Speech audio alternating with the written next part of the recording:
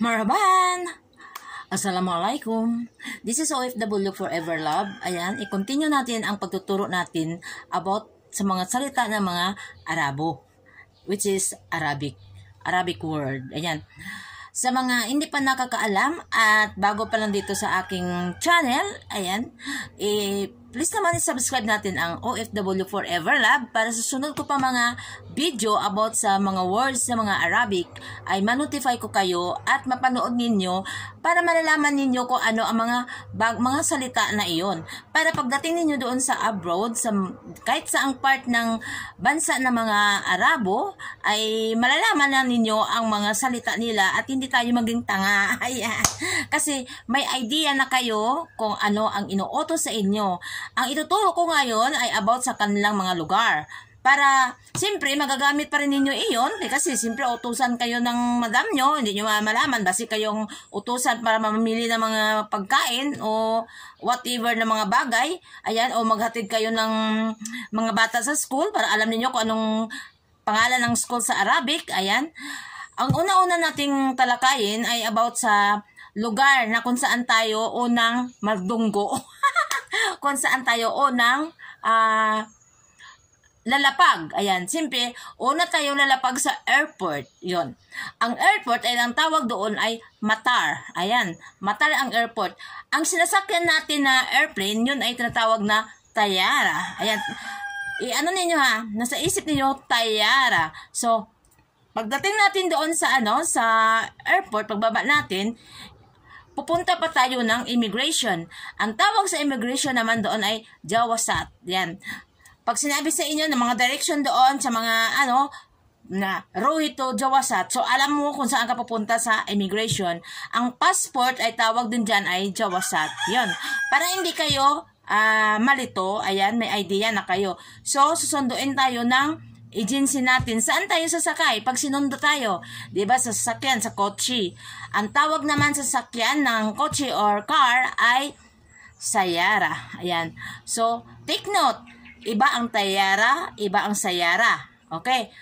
May diferensya lang. Ang tayara ay T, ang sayara ay S. Ayan. So, pag sabi na, halina kayo, punta tayo sa sayara. Yun doon sa kotse. Ayan. So, ihatid na kayo doon sa agency. Yun. So, ang mga madam ninyo, kukunin kayo doon sa agency. So, pag kinuha na kayo sa agency, saan na tayo pupunta? Diba? Sa bahay. O, ang bahay ay sa Arabic ay bait. Ayan. Bait yan. Ana fil bait or ana bil bait. Yan. Ibig sabihin, ako na sa bahay. Yan. Fi or V ay ibig sabihin in sa English or nasa bahay na ako. Yun.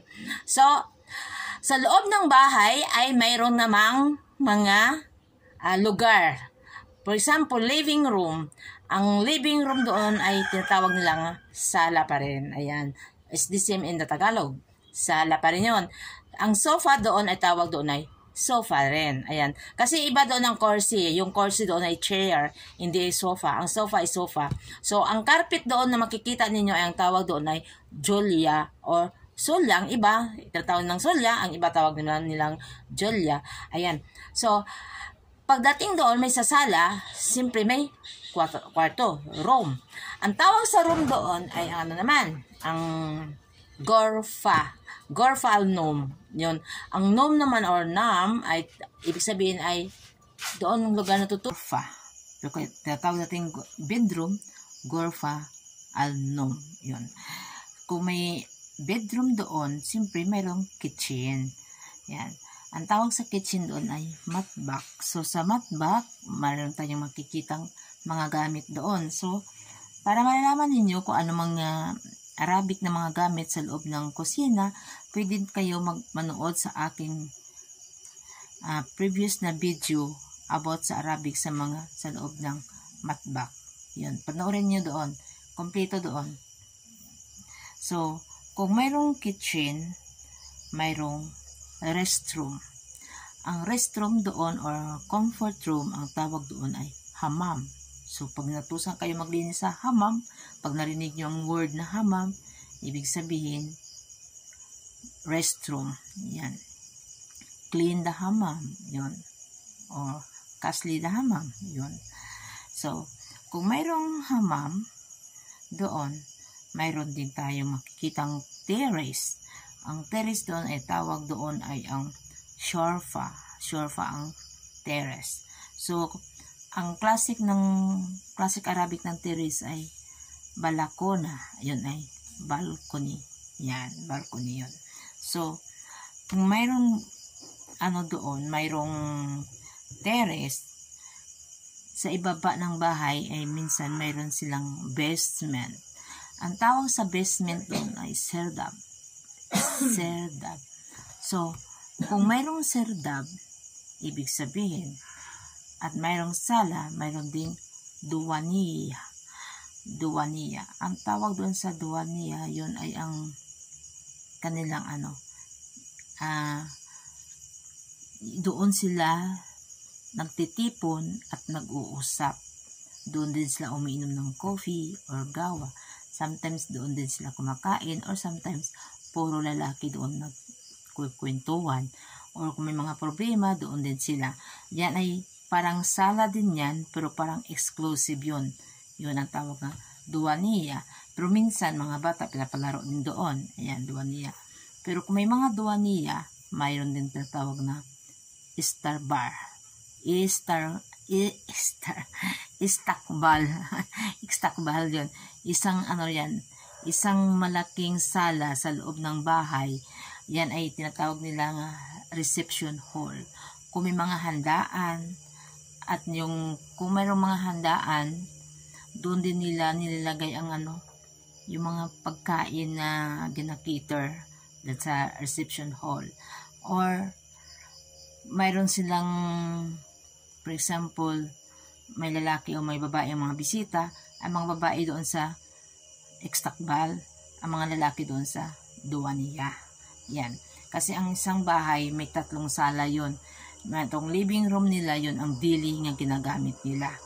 Yung istakbal, sometimes kanyan, pag may bisita o may handaan. Ang duwaniya naman, lagi din yan dyan sila nakaupo. Minsan, dyan din sila nanonood ng TV. Sa sala, mayroon din TV. Yan. So, kung mayroong mga sa loob ng bahay, sa labas ng bahay ay mayroon din garden. Yun. Depende sa mga bahay-bahay doon. Sometimes may mga bahay na mayroong garden. Ang tawag doon ay hadika. Ang hadika ay hindi lang sa garden yun. Ang park, hadika pa rin ang tawag nila doon. Hadika pa rin yan. Pag sinasabi ng madam nyo, go out to go hadika, dyan sa garden lang ninyo. Pero kung magsabi siya nga, punta kayo ng park, hadika pa rin yun na maglalaro. Kasi ang paglalaro doon, ang Arabic doon ay ang al-ab. Yan. Kasi sa park doon sa Middle East, may mga al-ab. Yung may mga palaruan. Kaya hadika pa rin ang tawag nila doon. So, hindi lang yan. May tinatawag din na hallway or corridor. Yan ang tatawag din ay mamar. Yan. Ang tawag naman doon sa clinic ay mustawsaf. Ang tawag sa hospital ay mustasfa. Ang tawag naman sa pharmacy ay saldaliya. Kasi sometimes kasi may mapadeliver ng gamot. Ang gamot, ang tawag ng gamot ay duwa. Pag sinabi ni madam mo nga, you get the duwa or saldaliya, you go outside, fi saldaliya, ibig sabihin mayroong pharmacy, yan yung tawag nila yan. Imbis pa sabihin nila may delivery boy, mga ganyan yan sila. Kasi magtataka ka minsan, first time ko nagtataka ako, sabi niya, mayroon daw ko ng matam sa labas. Akala ko may restaurant, timpla, delivery boy. Kasi ang restaurant doon, tawag doon, matam or fast food, matam yun. So,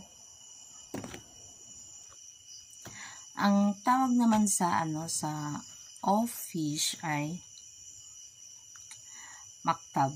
Ang tawag doon sa opisina, maktab. Or ang desk also, maktab. Kung saan ka nang sumusulat, maktab yun. Ang maktaba, ang tawag doon ay library or the store of the book.